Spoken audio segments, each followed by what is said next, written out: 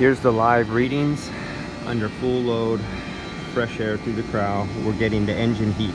So not only we're getting the engine heat because we have the radiator and condenser, the fans are blowing, and part of it actually gets sucked into your fresh air. So this really loads up the system like a true hot day if it's not that hot. Here's our pressure temperatures. So here is our T1. This is for our suction line temperature, SLT.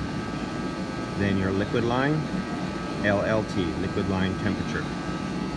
Our superheat, right now it varies around 24. Our subcooling, 16. High pressure, low pressure. And all this is coming off of the sensors and the wireless sensors here, and the sensors that are built into here.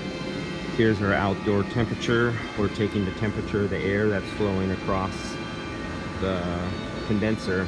That's part of the mathematical formula for figuring out your BTU output and load and efficiency.